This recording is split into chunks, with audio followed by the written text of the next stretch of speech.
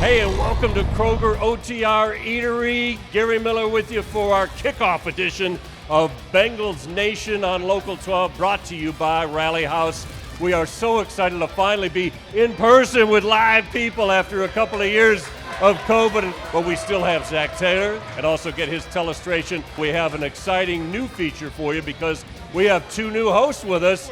Mike Hilton and Von Bella are going to be getting defensive every week for you, and they'll have a special guest. So let's send it over to my co-host, Chris Renkel, to introduce you to the guys. Thanks, Gary. We have our guests here week by week. Mike Hilton and Von Bell, nice enough to be our player analysts for this week. Guys, it's been a while since we've seen you out on the field. What's the offseason been like for you guys? Man, it's been a long offseason, number one. Obviously, coming off that Super Bowl loss, it felt like it's been forever since we got a chance to right our wrongs. So we're excited about Sunday, man. We know it's at stake, and we're ready to go play.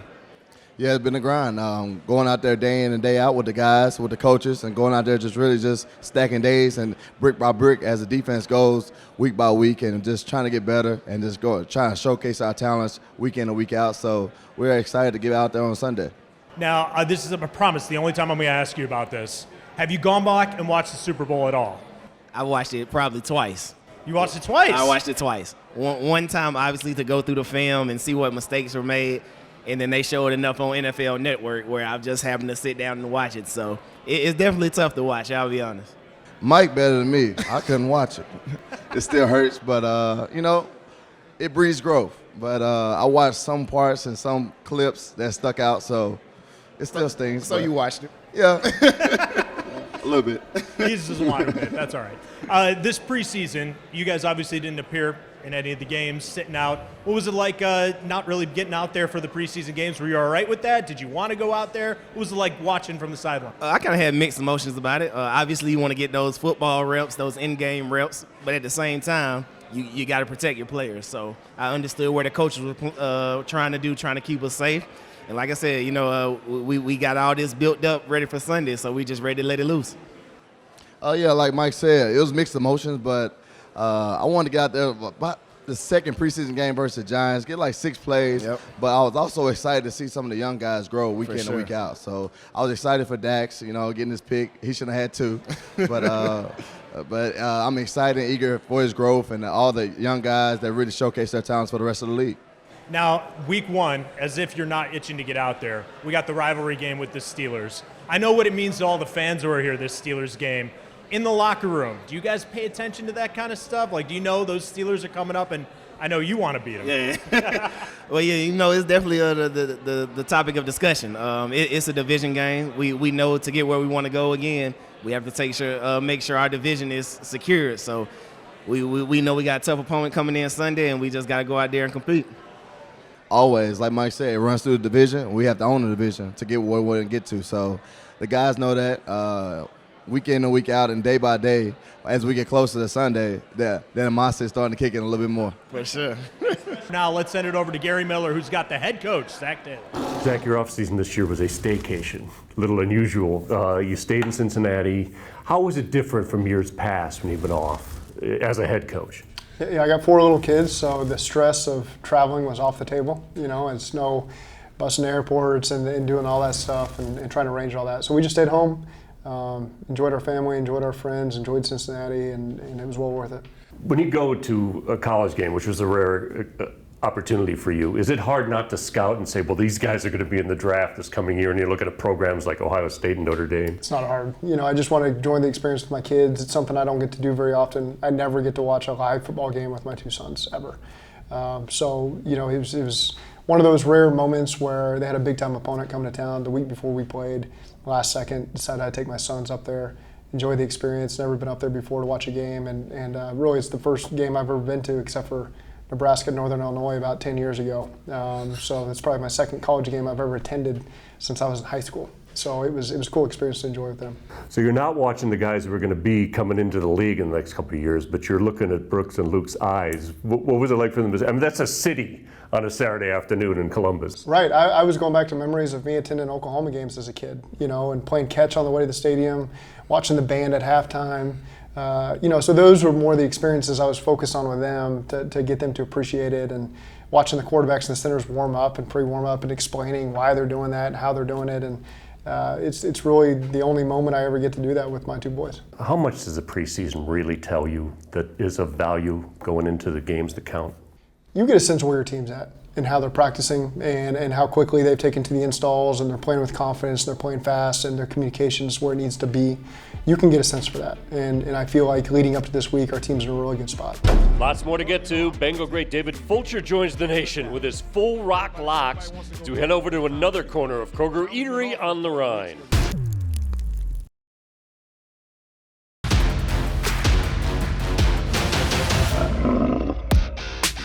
Faux Rocks Locks, sponsored by Hawksworth. We got David Fulcher and Gary and I joining him for Full Rocks Locks. We're going to pick each of us a game of the week and decide who's best at picking these NFL games. So, David, you're up first. Well, I'm going to take the game between Tampa and Dallas. It's a good one. Everybody wants to go Tampa because of Tom Brady, but Tom's been off for a couple of weeks because his wife was mad at him when he came out of retirement. So I'm going to take the Dallas Cowboys to upset Tampa in Dallas. Now, we want them to be 1-0 when the Bengals beat them. That's it. Next week. If Tom sees this, he's going to get pretty motivated. Are you expecting a call from the GOAT at some point? I'm hoping Tom is not turning into local Channel 12 here, because if he is, we're in trouble. You don't have any advice for him and Giselle then? Well, my thing is this, talk to your wife, ask her, can you play, and then maybe we'll catch you next week. All right, for my lock this week, Panthers and Browns. Panthers currently a 2-point favorite over the Browns. Somewhat surprising. A little surprising. Baker Mayfield facing his former team. I'll tell you what, I know the Browns got a lot going on. That defense not only has some big guys going after Baker with Myles Garrett to Davion Clowney, they also got 2 years of tape on the guy and how to stop him. So I'll take the Browns to win that one. I got a feeling. Ooh. That's a Vengy game. A vengeful game. It is. He's the Who's only one going to that got win a out? feeling. That He's got a fearsome feeling. defense, Yes. or Baker Mayfield trying to prove something? That's it. My pick. Now we have some continuity here. Yes. We have the Cowboys coming up. We have the Ravens twice this year. They're playing at New York against the Jets. And lo and behold, who are they playing against? Joe Flacco. Still elite. Wow. I'll pick just because of a wish. I'm going to hope the Jets beat the Ravens and do the Bengals a favor. I can see that. It's a I can see that. touchdown. Yeah, They I can see cover that. A touchdown. Yeah. Just give me a win. Just a win. Outright win. That's all we want. Outright win. All right. Hey, it's week one. JETS Jets. Anything is Until possible. we get there. Getting Defensive, sponsored by Blake Maislin. There we go. Come on, get defensive. And we got a special guest from our first episode, 11-year veteran, special teams captain, the one, the only, Mike Thomas. There we go. Clap it up for him. Mike Clap it up for him. My guy. What up, baby? Yeah. Who they? Who they? Who they? What up, baby? My brother. Appreciate There we you coming. So appreciate y'all having me. Man, My it's live. my T. Welcome Good, to V. the Getting Defensive Corner. Wait. What up, man? Hey, V, this live. Hey, it is. You know what I'm saying? They said they was gonna have their own show. I ain't think it was gonna be like this. Oh, Okay. yeah, man, we live in Oh, effect, You baby. know we do it big, baby. I see. Live in effect. Get right. My man, 11 year, man.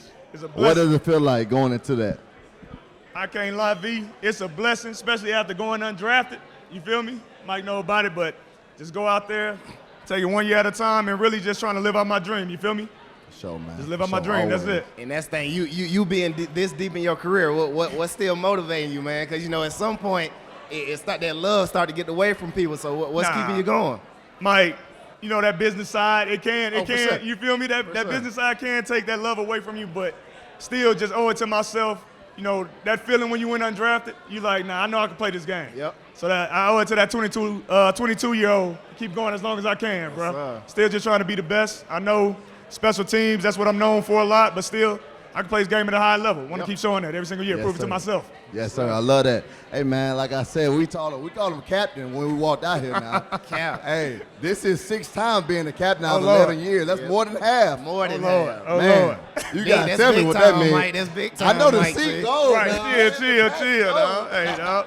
Hey, B, you the 5-star general, bro, but that's like the highest honor I ever get, dog. Getting that respect from my teammates, you feel me? Yeah. Being a captain, I never take it for granted. wasn't even looking for it. I'm just being myself every single day. But the fact that my teammates look at me as a captain, that's humbling. That's humbling, you feel me? I ain't gonna lie, Mike. That's what we love about you in the locker room, dog. You yourself, man. You understand your role. You a leader, and that's it. You've been there, done that, and we just really got a lot of respect for you, man. Most respect in the locker room, I appreciate it. But I'll say this about this locker room, though, fellas. Like, year 11, I hadn't seen a locker room like that really since my rookie year coming into this league, and that's what's special. Dudes, like, it wasn't just me. It's like everybody. You know what I'm saying? Like, selfless. Like, they're not selfish. They want to go out there and just be themselves. They want to go out there and do their job for their teammates. Yeah. You don't get that everywhere. Yep. You've been in another locker room. For sure. You've been in another locker room. For sure. I done seen it. You know what I'm saying? But that's what makes the Bengals special. Everybody going out there trying to play for each other. Do we want to talk about his resume? Chill out, bro. We might as well talk about the resume. Pro Bowl, all decades team. Can we keep on going? All decades. Hey, that's like, we know you graduated from Stanford, Masters, and business, Miami. Stanford Cardinal in the building. Hey, dog, I'm just trying to live out, multiple dreams. Might be a great man. I got 3 kids, showing what a great example of what a young African American man supposed to look like, what a father's supposed to look like, what a husband's supposed to look like. Be example, dog. That's it, man. That's it. Hey, Mike, man, we appreciate you coming on, getting defensive corner, man. I appreciate y'all having me on, man. This live. Like, fellas, make sure y'all come out here, check out Mike Vaughn on this show, dog. Y'all hear it, man. Gotta come. Man, appreciate it. Much love, brother. Appreciate you, OG. Earning Your Stripes, sponsored by Rally House. Everyone knows about TJ Watt. How do you simulate him in practice? It's difficult. He's one of the top rushers in the league, as his credentials say. But it's not just about him. They have a really good front. They added Larry to the mix. Alwa's back. Hayward is one of the best D tackles to ever do it, and then Highsmith out there on the edge has really come along for them in the year. So, you focus on a really good edge player, one of the best to do it, but they got a lot of guys around them, not to mention the guys at linebacker and DB behind him. So it's a really good unit. You got to prepare for the whole entire scheme and all the personnel that they got. But TJ Watt's a really good player that we got a lot of respect for. Speaking of, you got to account for guys, they've added Miles Jack, who is one of the most versatile defensive players in the league, comes over from Jacksonville. How does he improve them? He's a great linebacker. He's fast, he's smart, he's instinctive. He makes a lot of plays. He had a turnover against us a couple years ago down here. And so we've got a lot of respect for him, and that's a big piece of the puzzle that they added. One of the things that, Mike Tomlin's slogan is, you can't box without sparring. There's teams that do it both ways. Obviously, they played a lot of their guys in the preseason games, almost a half. What are the pros and cons of not playing your first string guys and not having tackle experience going into this first game? Yeah, we do our best to replicate that and give them the best experience they can. At the same time, keeping our guys healthy for day one. There's a lot of different ways to go about it. We feel very confident that our players understand the intent of why we practice the way we practiced, and we expect them to play fast and physical in week one. You probably have a pretty good idea who's going to start at quarterback, but how do you prepare knowing it could be any one of 3, really? But you got the rookie coming in who showed some good things in the preseason, but you got Mitch Trubisky who has shown some things in the league. How do you divide the time of preparing each way? They both have athleticism to them. That's one of their strong traits is they can both run and make plays with their feet. So that element remains unchanged for both guys. Obviously, one of them's got more experience than the other one, but we're ready for the scope of the offense, the scheme, all the personnel that they have. I feel like our guys will be ready. How different is this place for your guys when it's packed and the way it's been as it escalated through last year and now all the enthusiasm coming into this year? Yeah. What effect does it have on the team? The energy is tremendous. Our players feed off of that. I feel like they do a great job getting themselves ready, but it helps to have the crowd behind you. It helps really the defense, as they get loud on third down and causes cadence issues. And so those are types of things that you just can't replicate in practice, and so it's an advantage when we play at home and our crowd's rocking. Few people can break down a game like Zach Taylor. Next on Bengals Nation, his weekly session with the Telestrator.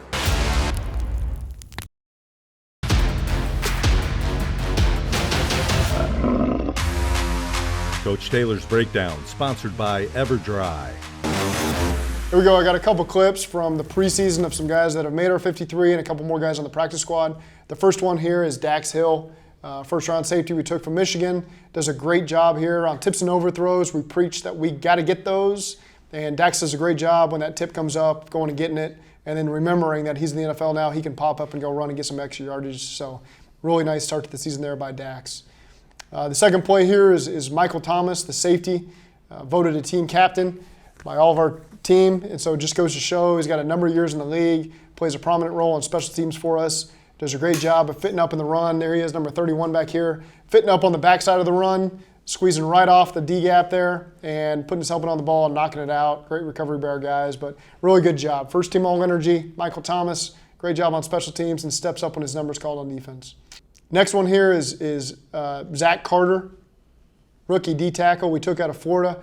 You're going to see here, he's there at the right 3 technique here. He does a good job beating the left guard and making a good play here, creating a turnover. These are critical plays. We got to be able to scoop and score there, but really good job here by number 95, Zach Carter, beating the left guard here and creating a turnover in this third preseason game. Hopefully we can see some more of that from him as the season gets going. Next clip we got here is just a duo run that we got down here in the goal line. So this is Travion Williams, who made our roster, fourth year running back out of Texas A&M. He's done a great job improving every single year he's been on the roster. So a really good run by him. What I like here is these 2 receivers here, Kwame Lassiter and Trenton Irwin, do a great job. They're responsible for the safety and the nickel, doing a great job communicating down, trying to create a void there for Travion to be able to cut back and run through on that safety. So good stuff there, good touchdown run in that game. Next one we got here is Stanley Morgan. So Brandon Allen in the third preseason game taking a shot here. So we're going to run a pylon route with Stanley Morgan and a sail route outside by Mike Thomas. Brandon does a great job. If you look at the timing of this throw, okay, you can see here, slides in the pocket, and then that ball is coming out of his hands well before Stanley Morgan's out of his break here. So just throwing to a spot, seeing the voids in the defense, understanding how the play is going to shake out, doing a good job throwing a friendly ball. So as you can see here, Stanley can adjust.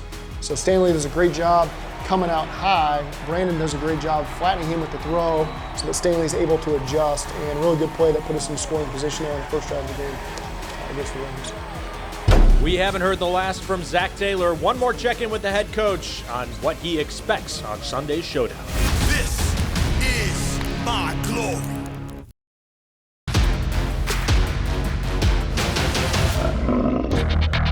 Chris's Star Matchup, sponsored by Gold Star.